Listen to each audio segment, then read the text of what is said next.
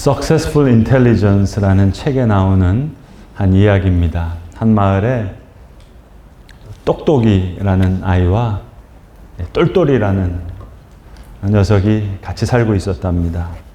이 똑똑이는 반에서 늘 1등을 하는 옆집 엄마들이 제일 좋아하는 전교 1등 하는 똑똑이라는 아이였고, 반면에 이 똘똘이라는 녀석은 동네에서 아주 유명한 아주 개구장이에다가 말썽꾸러기인 그런 똘똘이라는 녀석이었습니다. 하루는 이 똑똑이와 똘똘이가 산에 올라가게 되었는데, 이 산에서 그만 아주 크고 무서운 호랑이 한 마리를 만나게 됐답니다. 그러니까 이 똑똑이가 명민한 머리를 가지고 계산을 하는 겁니다. 지금 호랑이가 200m 밖에 있다. 호랑이는 50마일 속도로 달려올 수 있다. 그렇다면 나에게 8.95초 만에 다다르게 될 것이고, 그러면 나는 이제 죽는다. 그렇게 생각했답니다. 그러니까 이 말을 듣고 있던 똘똘이가 이 운동화 끈을 딱 풀더니 다시 한번 세게 꼭 매는 겁니다.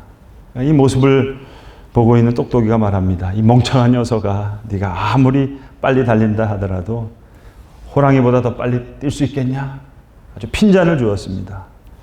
이 말을 듣고는 똘똘이가 씩 웃으면서 한마디를 합니다. 응, 아니야. 난 너보다만 빨리 뛰면 되거든.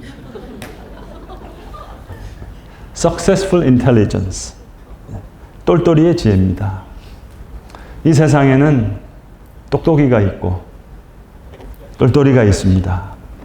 특별히 한 사건을 만날 때 이 세상에는 똑똑한 바보들이 참 많고 똘똘한 지혜자는 매우 드뭅니다. 오늘 예수님 그 9은 어디 있느냐 말씀하십니다. 이 9사람들, 제가 보기에는 아주 똑똑한 사람들이에요. 여러분, 이 9의 입장 저는 충분히 이해가 갑니다. 오늘 솔직히 예수님, 죄송하지만 이 문둥병장들에게 해주신 게 도대체 뭡니까? 문둥병장들이 멀리 서서 예수 선생님이여 우리를 불쌍히 여기소서 할 때 예수님 해주신 거라고는 딱 한마디 말씀밖에 없었어요. 그게 다였어요. 제사장에게 가서 너희 몸을 보이라. 그게 전부였습니다. 아니, 상처를 만져주셨습니까? 악수를 했습니까? 기도를 해주셨습니까? 안수기도를 해주셨습니까? 약을 줬습니까? 뭘 해주셨습니까? 돈을 줬습니까? 직장을 찾아줬습니까? 아니면 가정을 회복시켜 주셨습니까? 애써준 게 없는데 뭘 감사하란 얘기입니까? 제사장에게 가서 너희 몸을 보이라. 이 말씀 한마디 한마디밖에 없어요. 도대체 뭘 감사하라는 얘기입니까? 말 되는 얘기입니다. 일리가 있는 얘기입니다. 또 여러 가지로 생각했을 거예요. 자고로 진짜로 나았는지 확인해 봐야겠다. 그런 똑똑한 생각하는 사람들도 있었을 거예요. 나았다고는 하지만 재발할 수도 있잖아요. 그럼 며칠쯤 기다려 봐야지. 혹시 덧나면 어떻게 되나? 후유증이 생기면 어떡하나? 좀 두고 보고 그리고 감사를 드릴지 한번 생각해 보자. 또 덜어는 생각했을 겁니다. 아니, 이 더럽고 지금 냄새나는 이 옷, 이 얼굴, 이 몰골을 가지고 어떻게 그대로 가서 인사를 하나. 목욕도 좀 하고 또 옷도 좀 제대로 차려입고 그리고 선물도 하나쯤 사서 정식으로 가서 인사드려야지. 말 되는 얘기입니다, 여러분. 하루가 지난 것도 아니고 이틀이 지난 것도 아니잖아요.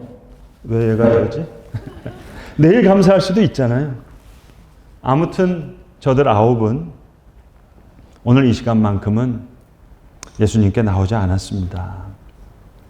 여러분, 이 Successful Intelligence라는 책은 사실 저 미국의 아이비리그 학교 중에 하나인 코넬 대학교에 있는 스턴버그라고 하는 교수님이 쓰신 책이에요.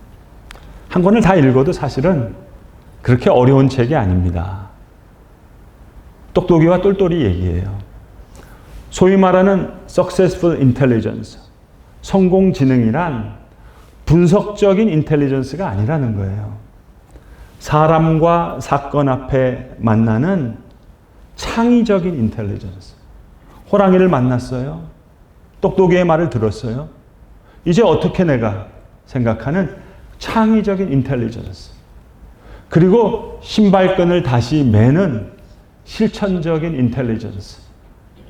그것이야말로 successful intelligence, 성공지능이다 하는 내용입니다.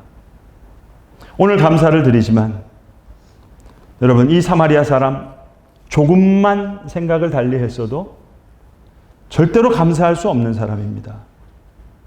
죄송하지만 지금 병이 나았습니다만 그 많은 고통들, 지금까지 겪었던 그 억울했던 시간들, 그 지난 날을 생각하면 도저히 감사할 수 없습니다. 좋은 날, 그 젊은 날 다 문둥병으로 보냈습니다. 사랑하는 사람도 다 내 곁을 떠났습니다. 문둥병으로 한평생을 산 사람이 오늘 깨끗해졌다고 한들 무슨 소용이 있겠습니까? 과거를 생각하면 도저히 감사할 수가 없습니다. 미래를 바라봐도 글쎄요, 여러분, 기쁘기만 했겠습니까? 암담하기는 마찬가지예요. 이제 깨끗해졌다고 한들 무슨 소용이 있겠습니까? 가정을 다시 이룰 수 있겠습니까? 아니면 사랑을 다시 이룰 수 있겠습니까? 받아주는 직장이 있겠습니까? 또다시 거지가 될 수밖에 없을 수도 있습니다. 미래를 생각하면 암담하기 그지없어요. 그런데 도대체 뭘 감사한다는 얘기입니까?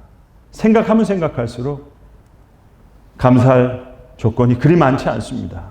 그러나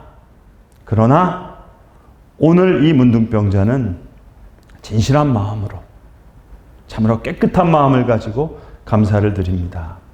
오늘 이 시간 구체적으로 감사하는 거예요. 그에게는 과거가 중요하지 않아요. 미래는 그저 하나님께 맡기는 겁니다. 자기의 몸이 다 나았다는 것을 알아본 이 사마리아인, 이제 모든 사람들은 제사장으로 가는 그 길에서 이 사람 혼자 되돌아와서 감사를 드리는 겁니다. 나았다는 것을 알았고 나았다는 사실을 의식했다는 게 중요해요. 다른 건 솔직히 지금 할 수 있는 일 없습니다. 그러나 예수님께 되돌아와서 그 앞에 무릎을 꿇을 수 있는 것, 그건 할 수 있어요. 구체적으로 생각한 거예요. 그래서 주님 앞에 나와서 감사하는 겁니다. Successful intelligence. 지혜자입니다.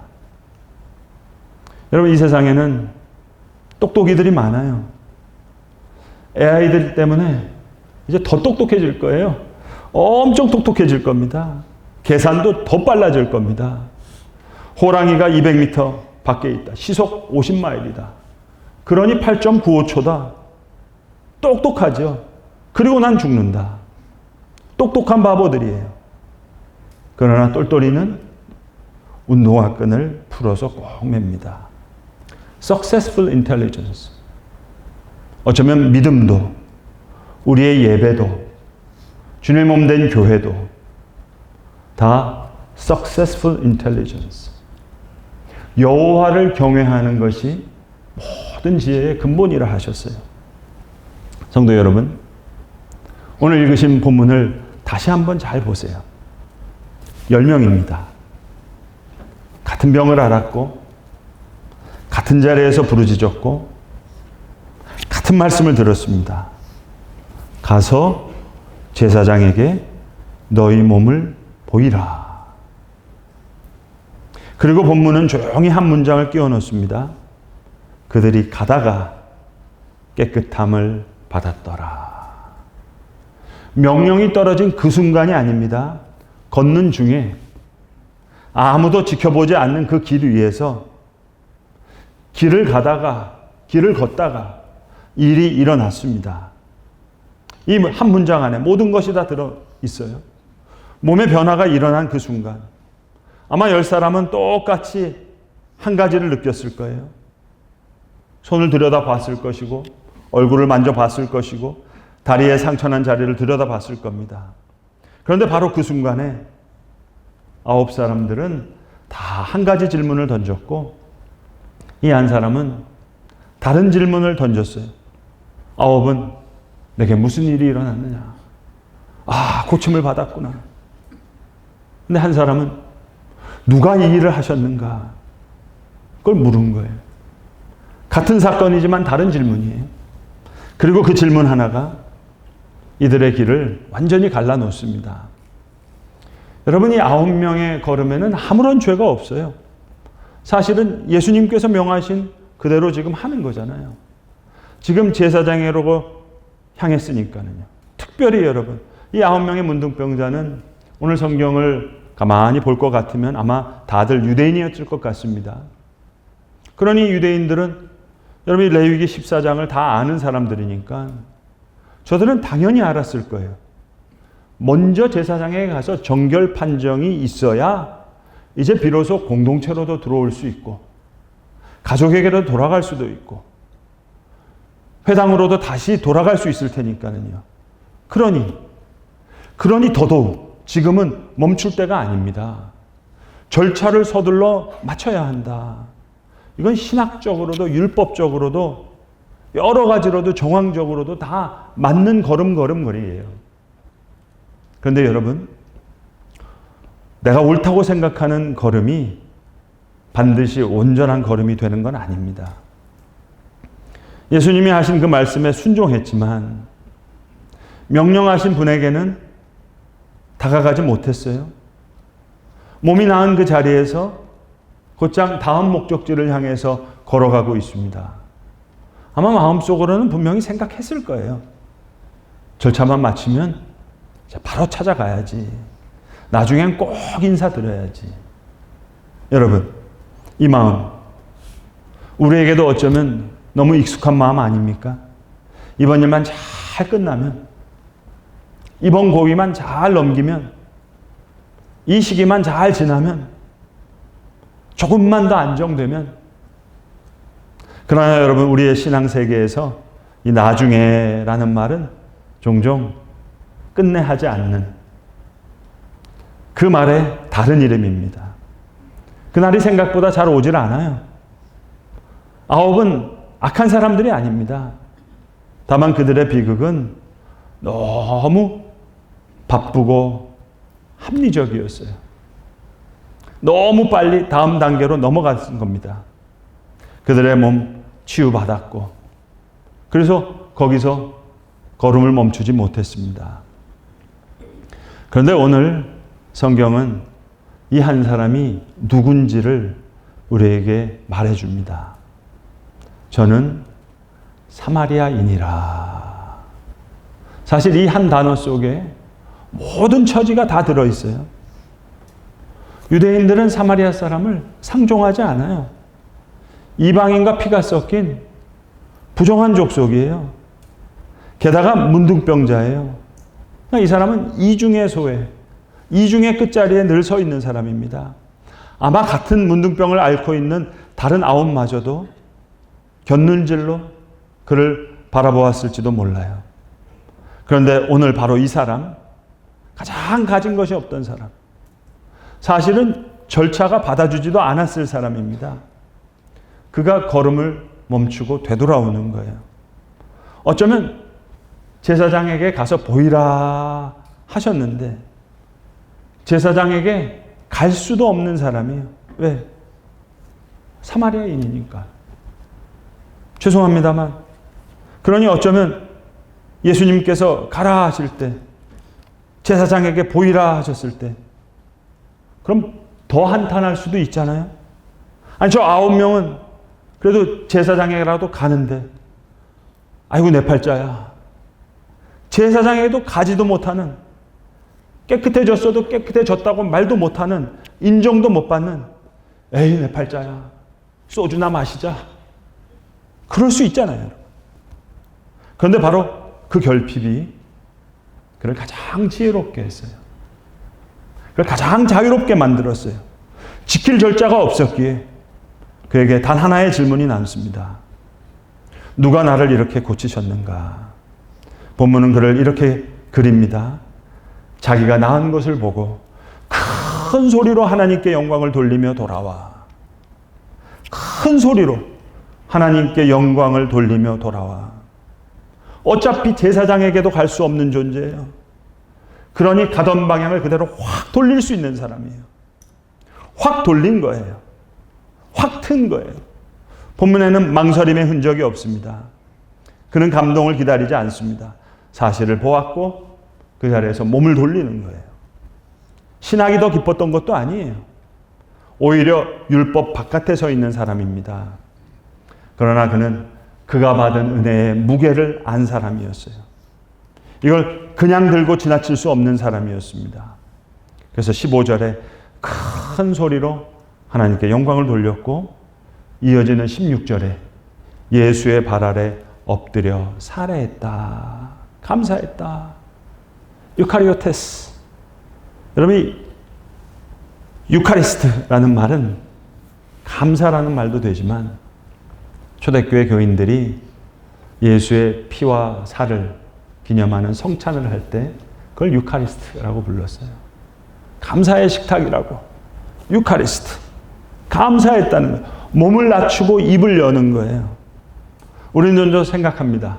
감동이 와야, 감격이 와야, 벅차올라야 뭔가를 표현할 수 있다고 말입니다. 그런데 이 사람은 거꾸로 했어요. 자기가 낳은 것을 보고 느낌을 기다린 것이 아니에요. 큰 소리로 하나님께 영광을 돌리고 몸을 낮추어서 예수님 앞에 엎드려 경배하는 거예요. 성경은 종종 이 순서를 여러 곳에서 거꾸로 둡니다. 시편의 말씀에도 이런 말씀이 있어요. 여호와를 기뻐하라. 그리하면 그가 내 마음의 소원을 이루시리라. 마음의 소원이 이루어졌기 때문에 감사하는 게 아니에요. 기뻐하라. 그리하면 그가 너의 마음의 소원을 이루어 주시리라. 느헤미야는 더 단호하게 말합니다. 포로된 백성이 돌아왔어요. 예루살렘 성벽도 다 무너졌어요. 그러나 여호와라 인하여 기뻐하라. 여호와를 기뻐하는 것이 너희의 힘이니라 말씀합니다. 기쁨은 결과가 아니라 원천입니다. 이 사마리아 사람의 믿음은 신학으로 배운 게 아니에요. 몸으로 살아낸 거예요. 오늘 예수님이 물으십니다. 10사람이 다 깨끗함을 받지 아니하였느냐? 그 9은 어디 있느냐? 이 이방인 외에는 하나님께 영광을 돌리러 돌아온 자가 없느냐? 여러분, 예수님 지금 그들이 어디 사느냐? 그게 궁금해서 물으시는 말씀이 아니에요. 그들의 마음이 지금 어디로 가 있는지를 물으시는 거예요. 몸은 깨끗해졌는데 마음은 여전히 다른 곳을 향해 달려가고 있는 그 어긋남을 짚으시는 겁니다. 이 질문엔 어떤 분노나 질타가 전혀 없습니다. 그래서 더 무겁습니다. 여러분, 책망보다 더 무서운 건 그리움입니다. 누가복음 15장에 예수님 말씀하셨던 탕자의 아버지가 탕자를 기다리죠. 탕자의 소원을 그대로 들어주고는, 아버지 재산 다 나눠주고는, 그리고는 날마다 동부 밖에서 바라보고 기다리는 거예요. 책망하시는 게 아니에요. 그리워하시는 거예요. 그들은 어디 있느냐? 그리고 이제 돌아온 사마리아 사람에게 얘기하는 거예요. 일어나 가라. 너의 믿음이 너를 구원하였느니라. 10사람이 똑같이 나음을 입었는데 오늘 주님의 말씀은 이 한 사람만이 듣습니다. 병의 회복을 넘어선 더 깊은 차원의 만남을 가리키는 말씀이에요. 9은 치료받은 몸을 가지고 자기 길을 갑니다. 그러나 이 한 사람은 그 몸과 함께 그 몸을 고쳐주신 그분을 만나는 거예요. 같은 은혜, 그러나 다른 결말. 같은 은혜인 것 같지만 아니요. 사실은 전혀 다른 은혜입니다. 9의 이야기에는 예수님이 등장하지 않습니다. 등장하는 것 같지만 그냥 사라집니다. 그러나 이 한 사람의 이야기는 예수님으로 시작해서 예수님으로 끝납니다. 성도 여러분, 우리의 걸음은 지금 어디로 향하고 있습니까? 우리는 지금 어떤 길 위에 서 있습니까? 고침을 받았고 그리고 그 다음 목적지를 향하는 길입니까? 아니면 멈춰서 다시 돌아오는. 여러분, 이 9사람 나쁜 사람 아닙니다. 그러나 다만 걸음이 너무 빨랐습니다. 그리고 그 빠름 속에 가장 중요한 한 걸음을 그만 건너뛰었습니다. 저와 여러분의 시간을 한번 떠올려 보십시다. 막혔던 길이 열리는 그 순간, 무너질 뻔한 자리에서 다시 돌아온 그 순간 우리의 걸음은 어디로 향하고 있었는지 언제나 늦지 않습니다. 그 길에서 지금이라도 우리가 주님께로 다가온다면 우리는 주님의 말씀을 듣게 될 것입니다. 일어나 가라. 너의 믿음이 너를 구원하였느니라. 기도하겠습니다. 아버지 하나님, 늘 바쁘고 재촉하여 길을 가는 이 명민하고 똑똑한 9명의 문둥병자, 고침은 받았지만 예수님을 만나지 못했습니다.